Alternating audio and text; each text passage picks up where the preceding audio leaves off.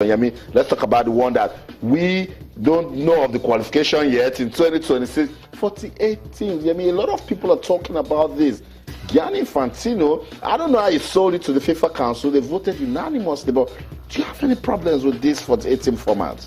I don't have any problem unless I want to play the devil's advocate. I understand the apprehension. I understand the anxiety. But you see, Infantino's rallying cry from day one has always been football is not for South America and Europe alone. That's right. That was his rallying cry. That was what he said during the elections. And as far as I'm concerned, his promise delivered. Africans will be happy with this. Asians will be happy with this. A lot of other countries will be happy. Oceania will be happy. But the real question is, will the quality of the World Cup be watered down? And top players like Dwight York, Marcel Desailly, most of them say, look, if you can keep the quality intact. And I mean, you listen to Gianni Infantino, he answered all the questions. That's right. It's still going to be 32 days. If you're going to win the World Cup, you still have to play 7 matches. I mean, he tried to pacify the clubs, the European clubs. That's the most powerful bloc coming from UEFA. And I'm particularly happy because Africa now know that it has power. And that bloc votes shouldn't be, you know, it should always count for something. And that's what has happened here. You know, you see, people, and I think in our private chat, you always say that people don't like change. That's the problem. I remember that before France 98, we said this. Oh, this is going to water down this. But we got used to it. That's right. 2002, 2006, 2010, and the last World Cup. So this one as well, it will take some getting used to. I remember when I started watching the World Cup, 1986, 1990, it used to be lesser teams. 24 teams. That's right. Thought best losers tend to qualify. We got to France 98, straight top 2 teams qualify. This one, you get to the World Cup. You know, the biggest football event on the globe. That's right. A lot of people, you know, are shy of rating it higher than the Olympics. But whichever one, you know, it comes maybe second to the Olympics. And Gianni Infantino says, look, it's not right to deny any country the opportunity of. And now that you have added 16 teams, I mean, somebody in Oceania is saying, this is our opportunity. If I can beat everybody on my continent, I'll get to the World Cup. I don't need to go and face the guys that are already good in South America, and they keep denying me the opportunity. Remember how Australia ran away? Look at that. From that. And they were tired because they are tired of always not qualifying for the World Cup. And like I said yesterday, I think the Europeans, I don't know, should. I sense a little bit of arrogance. It's okay if they feel that way. But what I'm saying is, I mean, we saw Iceland play good football at the last Euros. They deserve to be at the World Cup if they have the slots open for them to come in. So what these footballers and so what ex-internationals are saying is, football is a global game. If anybody has what it takes to go through the qualifiers amidst that 48 team, bring it on. And you saw Iceland because UEFA expanded to 24. That was why you saw them. Fantastic. So, I mean, and it answers the question. We'll probably not have seen a stunner like we saw at the European Championships if they still maintained that 16-team format. And England should keep their pride, but Iceland played good football and got us talking at the Euros, and we love it. You know what? This 48-team format will continue to give us reasons to talk, so we love the debate. Let's listen to more reactions. Sorry, Europe, we're going to have 48 teams at the 2026 FIFA World Cup. Let's listen to more reactions. We'll be right back. I mean, I think that the level of competitiveness that now the football has around the world reached. I mean, there's no big and small team. In the end, we have many examples that were the surprises of any kind of tournament.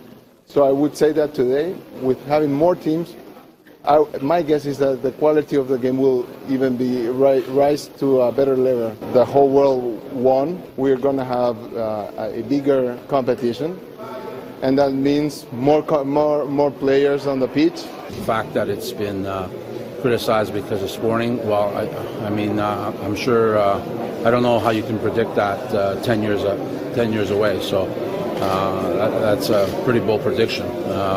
Having said that, I also think that part of the responsibility as a leader in the sport is to grow the sport. I think this will grow the sport. This will create more stories in countries that never would have dreamed to do that. And quite frankly, if you listen to traditions all the time, we would still be with 6 teams in the World Cup. So that's it. More reactions continue to pour in for the change that's coming to football in 2026. I mean, if you listen to these guys from CONMEBOL, I'm sure the guys from this part of the world, also in Africa, we love it. It's just Europe that has a problem with it. But the truth of the matter is, no one has dominance over football. It's a global game, and everyone just want to have fun, and that's what they're saying. Yeah. That's why, I mean, no surprises there. The guys from CONCACAF, the guys from CONMEBOL, if our brothers from CAF had the opportunity, they'll probably say the same thing. The guys from Oceania, from Asia, probably the UEFA guys, would not see anything. I don't have a problem with the expanded format.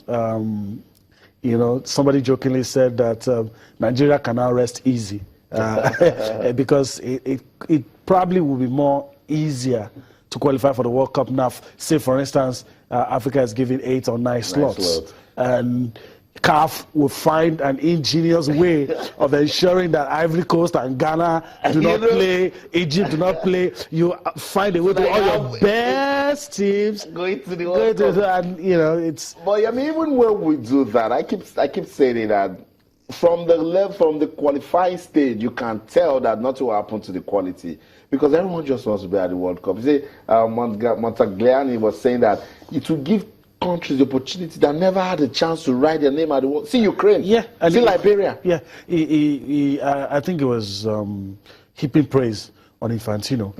It's the responsibility of the leaders in football administration to grow the game, and that's what Infantino has just done. And let's not forget, Platini did something close to this for UEFA, and that's why there was such a bond in UEFA that it took a lot. And in spite of all the issues they had with UEFA, they still allowed him to come and address them and all that. So Infantino, being someone that was close to Platini, I said, okay, this will work.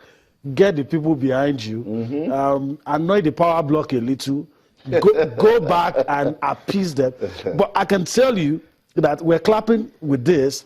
There will be 1 or 2 things, some concession for UEFA. He will try to appease them. Just wait for it. You're likely going to hear some things that you probably might not like. We're having our African Nations Cup in odd years now. These are some of those things. Just because Europe is very powerful, and we always buckle. We always find a way to buckle under their weight. So we'll see. We'll see what happens. But this is a decision that is going to stay.